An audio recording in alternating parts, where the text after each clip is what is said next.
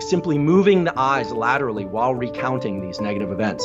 The woman who devised this figured out that somehow when people recount these traumatic experiences, when they're doing these lateralized eye movements, not vertical eye movements, they somehow separate out the negative emotions. And I thought for years, people would ask me about this stuff, Tom, and I thought, this is ridiculous. First of all, I'm a vision scientist and I work on stress. It's like, there's no way. And then I really ate my words because 4 papers, 2 in humans, 2 in mice, and then a 5th paper published in Nature, which is kind of our Super Bowl of scientific publishing, showed that these lateralized eye movements quiet the amygdala. They actually suppress activation of this threat detection center in the amygdala. So this is really where it gets cool. Turns out, because of the way that we view the visual world when we move through space, when our head moves or when we walk and things flow past us, that these lateralized eye movements are what happens when you move forward in space, when you're walking, when you're moving forward towards something. And that suppresses activation of the amygdala. Now you say, why? Well, okay, so then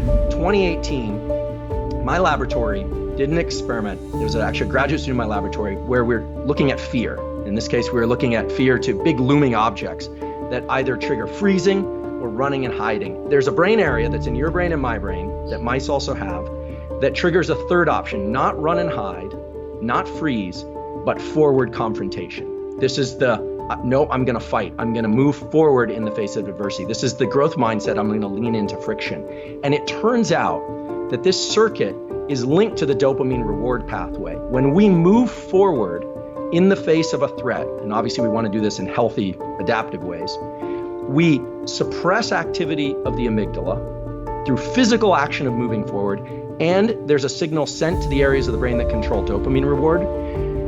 Those reward centers then trigger the release of dopamine to reward forward effort in the face of stress or threat. Take some physical action when you're feeling exhausted. Take some forward physical action when you're feeling overwhelmed by this traumatic experience. Now that could be in the form of a walk. Now this therapist, she figured out with EMDR, because you can't take people walking around for therapy sessions, she figured out that these lateralized eye movements are what trigger suppression of the amygdala. And it makes perfect sense because the amygdala, this threat detection center in our brain, it doesn't connect to the limbs. So how does it know if you're moving forward? Well, because the eyes are moving. You have these reflexive eye movements that move anytime you're moving through space. So to make this a little more succinct, it's really forward movement, action, pushing yourself across that threshold.